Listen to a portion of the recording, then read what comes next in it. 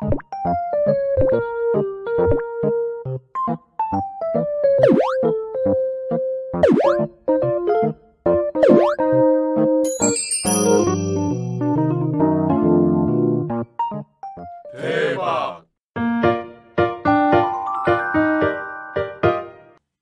안녕하세요. 전세무도의 전쌤입니다. 오늘은 여러분한테 이런 물건을 낙찰받으면 큰일 난다라는 주제로 좀 얘기를 좀 해보려고 합니다. 광교 아파트고요. 두 번이나 낙찰을 받고 미납을 했어요. 사실 이 물건을 보면 권리 분석이 그렇게 어렵지는 않거든요. 그런데 전에 한 명이 낙찰을 받고 미납을 했는데 그 이후에 또 낙찰을 받고 미납을 해서 설명을 좀 드리려고 합니다.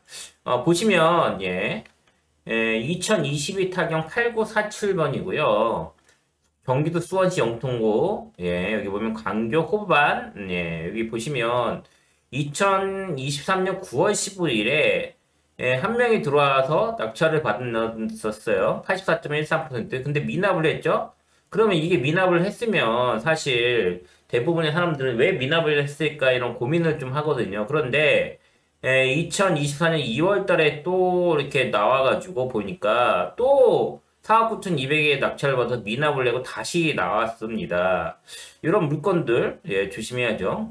24평이고요. 쭉 살펴보면 자, 이제 요게 중요한 게 이거예요. 지금 보시면 28층에 4층이고 주거용인데 여기 보시면 매각가 이렇게 한 명 미납, 한 명 미납 해서 두 번이나 미납을 했다라고 하는 것이고요. 그 이유를 좀 살펴볼게요. 임차인 한번 살펴볼게요.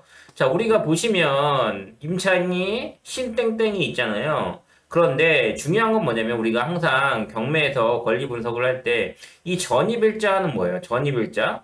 전입일자는 대항력과 관련이 있잖아요. 대항력 있다라고 돼 있잖아요. 전입일자. 근데 이제 보시면 대부분의 사람들이 전입일자랑 확정일자가 좀 비슷하게 나와요. 그런데 이 물건 같은 경우는 확정일자가 2022년 6월 14일인데 여기 보시면 자 근저당이 우리가 언제 2022년 6월 7일이란 말이에요. 그러면 자 전입일자는 이거보다 빠르죠. 그럼 대항력이 당연히 있죠. 그리고 보시면 이 확정일자를 봐야 되는데 근저당 다음에 확정일자가 나와 있어요. 근데 이 써놨지만 이 확정일자는 뭐냐면 우선변제권하고 관련이 있는 거거든요. 우선변제권. 그러면 이 여기서는 문제는 어떻게 되냐면 확정일자가 이거보다 늦기 때문에 이거 4억 3천은 그대로 우리가 인수를 해야 되는 금액이 되는 거예요. 배당을 못 받아요, 이 사람은. 배당 요구 종기일이 이렇게 돼 있지만 지금 뭐냐면 이게 이제 어떻게 됐냐면 요거부터 3억 1,500부터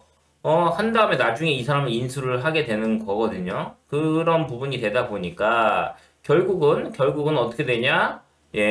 이게 문제가 된다라고 하는 거죠. 지금 시세가 얼마냐면 시세가 6억 9천이 아닌 6억 1천밖에 안 돼요. 그런데 여기서 이제 보시면 임의경매에서 2억 7천인데 이게 이제 2022년이니까 지금 거의 3억 이상 됐단 말이죠. 그러면 3억하고 4억하고 합치면 7억이 넘잖아요. 그러니까 당연히 이게 문제가 된다라고 하는 거예요. 그래서 여러분들은 이게 우리가 여기 써놨지만 자 임차인은 대항력은 전입이랑 점유 날짜가 말씀해준 분들 앞서면 제3자인 낙찰자에 대해 대항력이 있죠. 그 다음에 이거는 확정일자가 문제가 되는 건데 확정일자는 우선변제권과 관련이 있어요.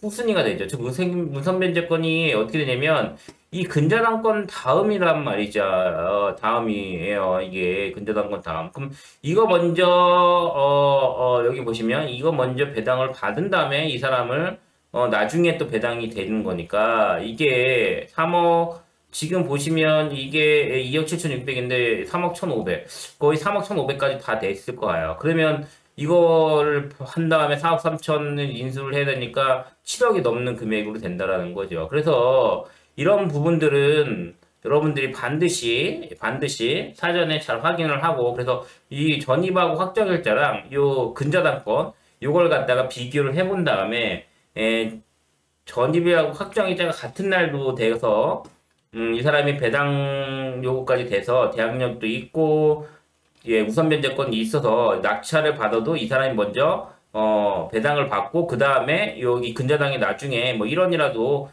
배당을 받으면 되니까 그런 경우에 괜찮은데 지금 같은 경우에는 예, 문제가 됐기 때문에 이거는 한참 더 떨어져야 된다라고 하는 거예요.